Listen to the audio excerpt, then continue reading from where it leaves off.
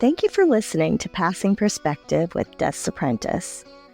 Being that this is a podcast about death, dying, and grief, some topics discussed may be triggering for some or not suitable for younger listeners, hence the explicit rating. Listener discretion is advised. Enjoy the show.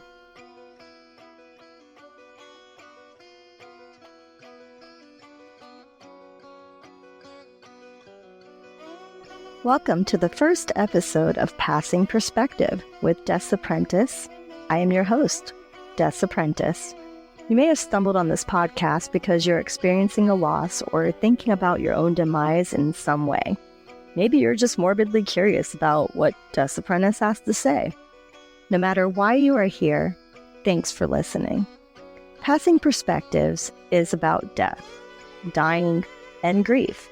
It is a place to learn and explore all things death with no topic taboo. I feel the best way to prepare for death is to accept it because the only sure thing about this life is that one day it will end. With each episode, I will delve into a new aspect of death, whether it be the industry itself or different cultural, religious, and historical views pertaining to death. Ever wondered about funeral customs in far-off places or which animals hold their own funerals? Well, I have, and would love to share this information with you. The first few episodes, I will touch on different aspects of the death industry, all about dying expectedly and unexpectedly, who you call when someone dies, and what dying looks like. This week, being the first ever episode, I'm going to cover who is Death's Apprentice, how one becomes Death's Apprentice, and what kind of life decisions leads a person onto this path. And just some fun facts about me outside of death. Some people know they are interested in the death industry from the get-go, and some stumble into it for various reasons. I would be the latter in this equation. Nonetheless, here I am now, coming from your headphones or speaker to give you a new perspective on death, dying, and grief every week. Am I qualified to do this? Probably not. I'm not a funeral director or a crematory operator. I am not an embalmer or a lawyer or a doctor. I am just a girl who wants to learn about death and share what I learn with you in hopefully an enjoyable but educational way. And every episode, I will have a question of the week to answer and a quote about death to ponder until we meet again. So, what is a Death's Apprentice, and why do I care?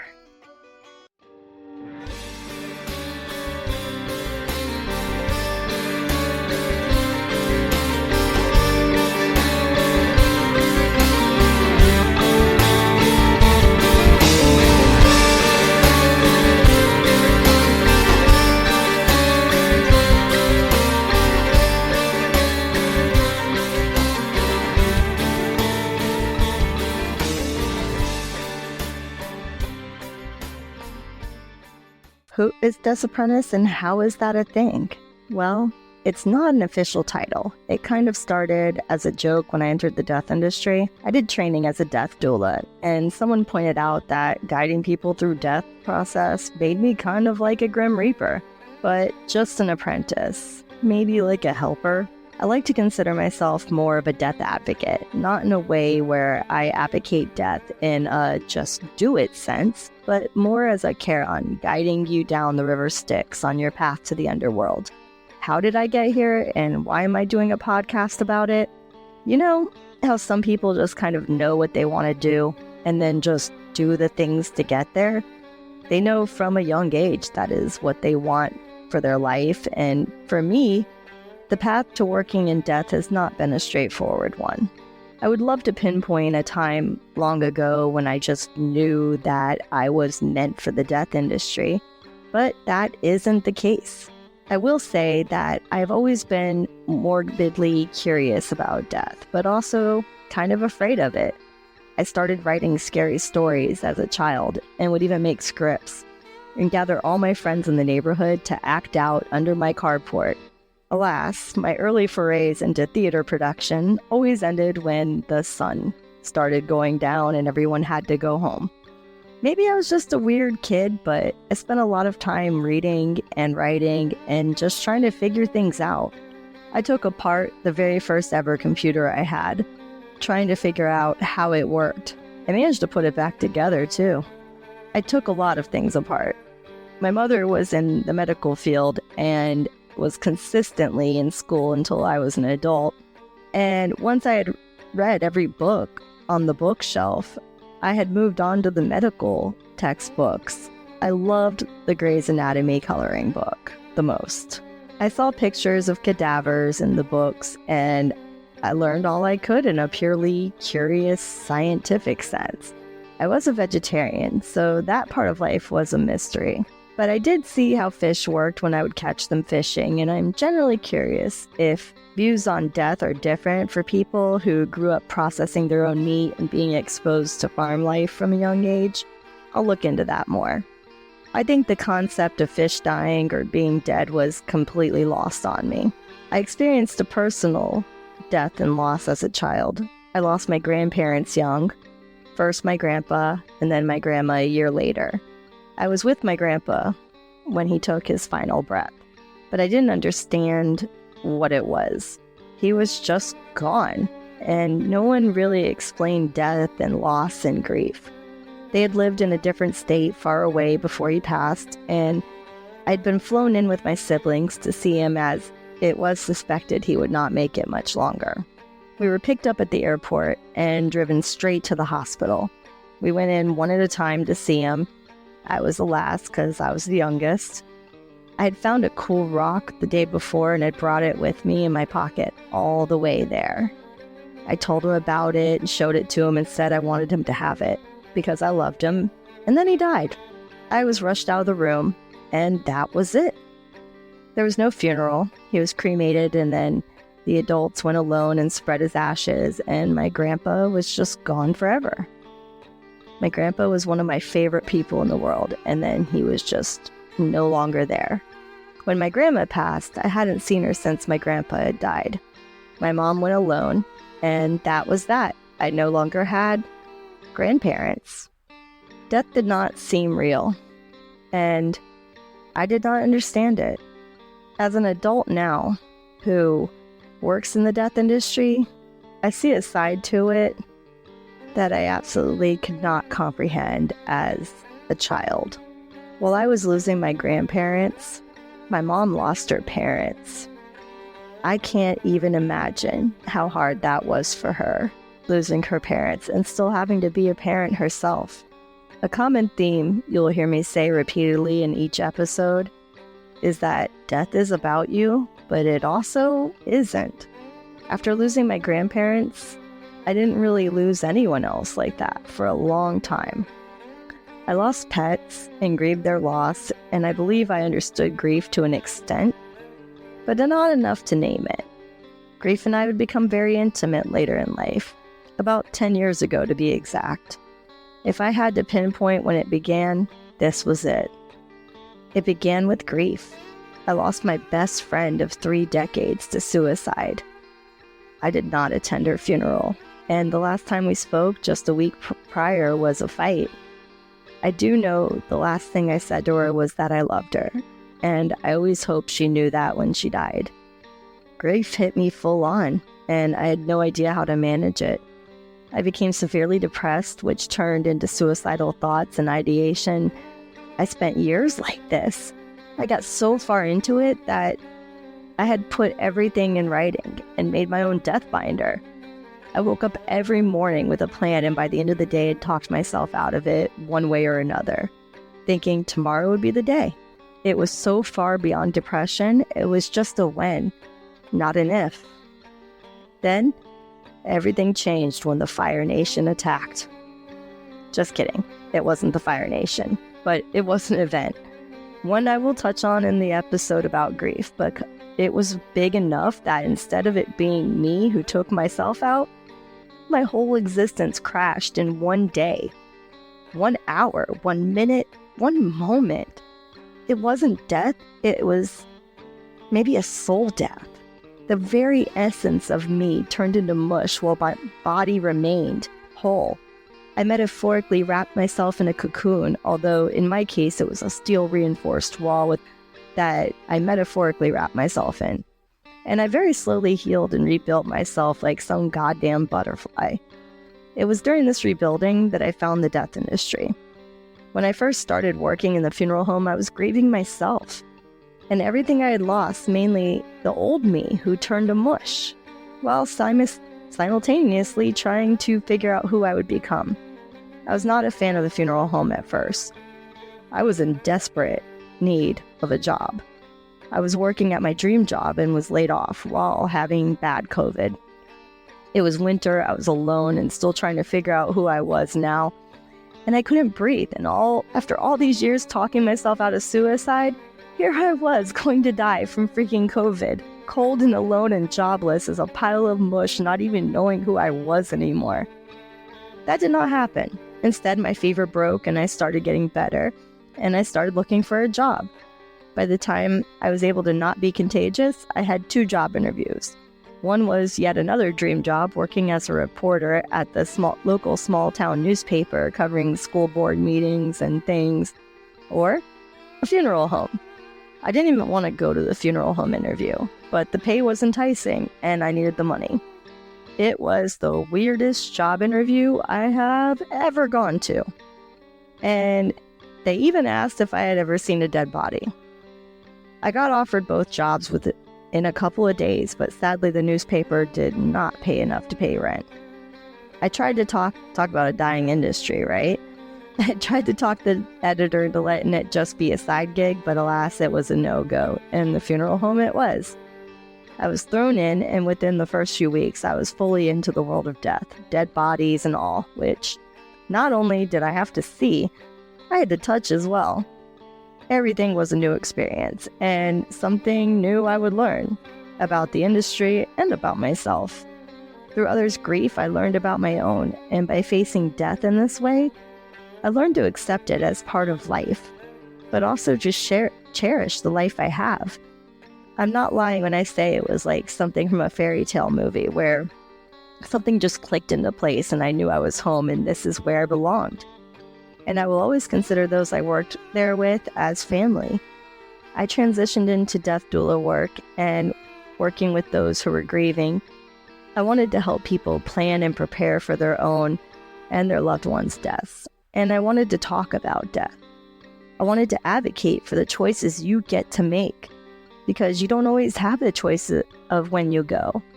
A big reason I bring you Passing Perspective every week is to give you the information you need to make the most informed decisions about the deaths you may encounter, including your own. So, is it all death all the time? No. Aside from podcasting and being a death advocate, I write horror stories because if you ever watched Scooby-Doo as a kid, you know the real monsters are always human. And I love exploring why people are the way they are. I use writing as a form of therapy to work those fears out and anxieties that keep me up at night. I enjoy a good mystery as well, and I've been expanding into writing them. I sometimes go through phases where I watch a lot of TV, mostly documentaries. Every once in a while, a good movie or TV show will have me thinking about things I hadn't before, or really intrigue me. In my free time, when I'm not writing, you can find me working in my garden, or in the woods hunting for mushrooms, hiking, kayaking, and just generally being outside, enjoying the beautiful world we get to live in. I enjoy cooking and eating food from all over the world and baking bread. I love fine wine and good conversation. I love to be surrounded by life and enjoying nature in all its glory, because the sweet isn't as sweet without the sour, and there is nothing quite like death to make you appreciate life.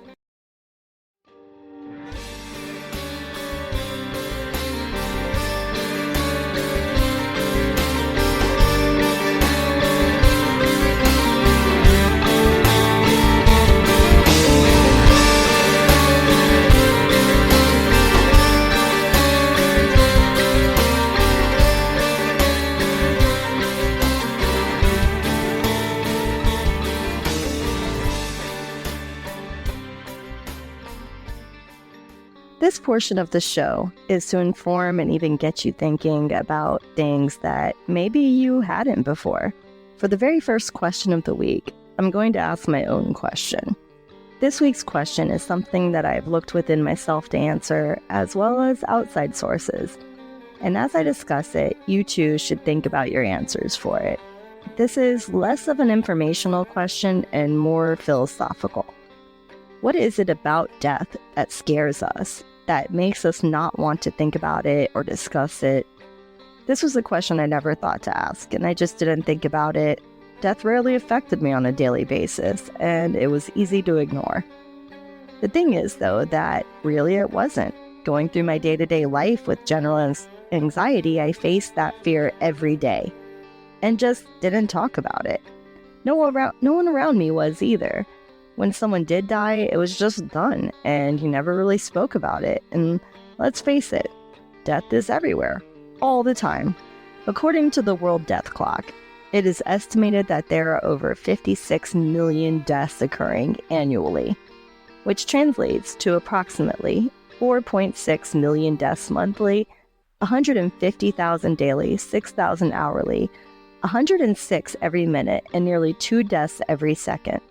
This tool offers a stark visualization of life's transience. With all that death, all the time, it is no doubt that there are a wide range of views about death. And just like the people who live, death views, culture, and customs have evolved like the ever-changing fashion industry. At this point, I'm not going to go too far into all of this. More episodes to come, right?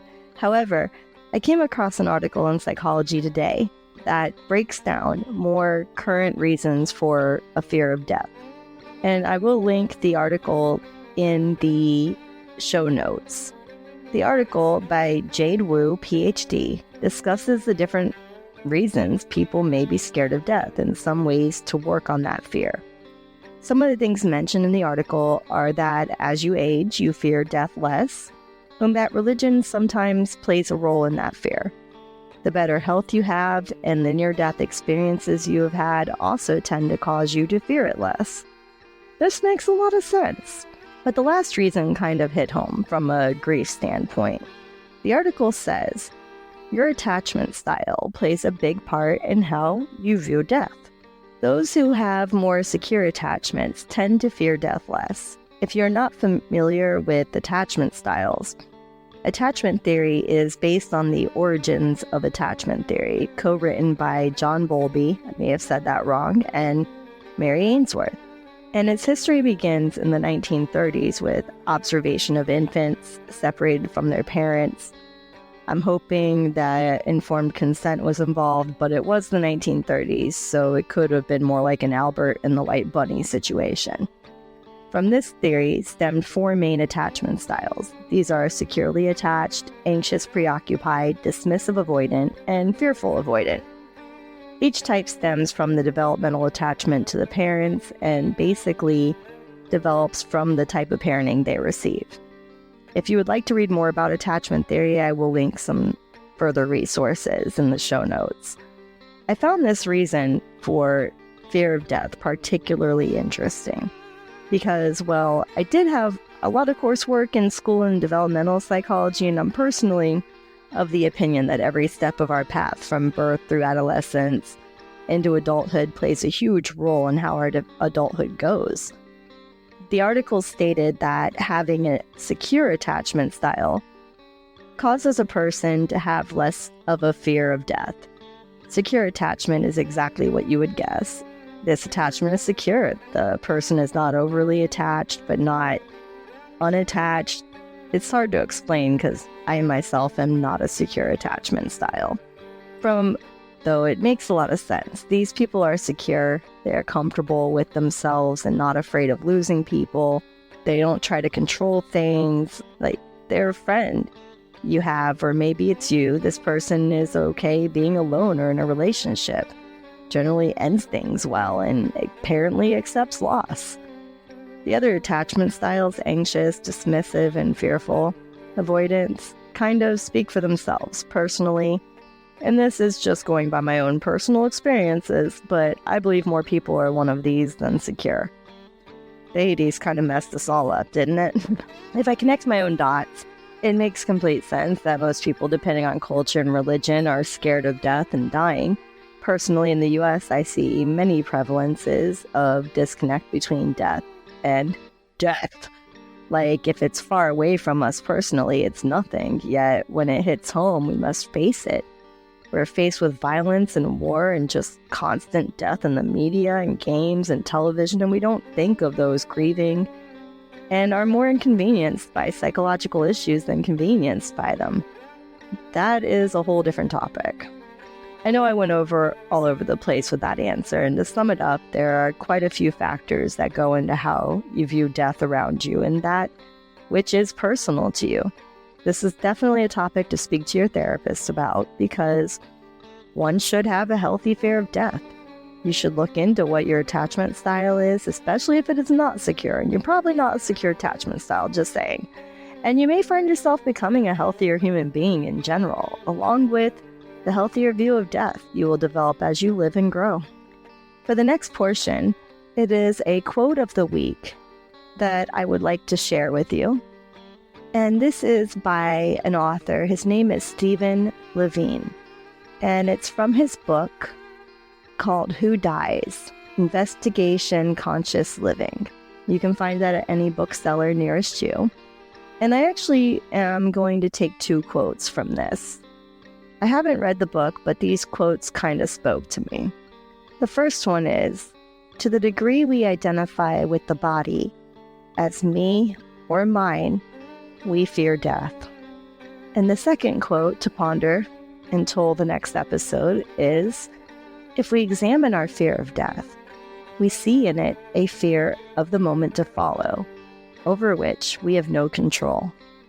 In it is a fear of impermanence itself, of the next unknown changing moment in our life."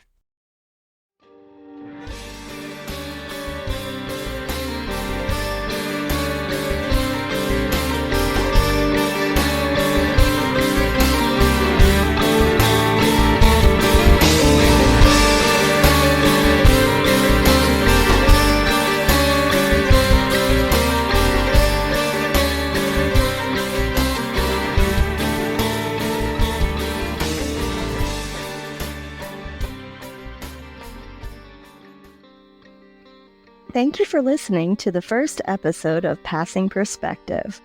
I hope you've enjoyed learning about Death's Apprentice, and maybe you've already started thinking about your own relationship with death and dying. I hope for all of you to start thinking about your own views on death and where your own fears are stemming from. I would love to hear your thoughts or opinions on fears of death or your very own experiences with it, and I might even share your stories on the show. You can also leave questions you want answered, and they may just be addressed on the show. You can visit Passing Perspectives on the web at www.passingperspective.com, where you can find show notes, resources, and general information about the show. You can also interact on Facebook at Passing Perspectives and Instagram at Passing Perspective Podcast. Join us for the next episode, which will be all about talking about death with your loved ones and planning for your own death, the steps to take, some helpful communication tips, and where to begin researching what the possibilities are and how to go about making it happen. You can find Passing Perspective with Death's Apprentice podcasts on all your favorite streaming services. Until we meet again, parting is such sweet sorrow. Your friend, Death's Apprentice.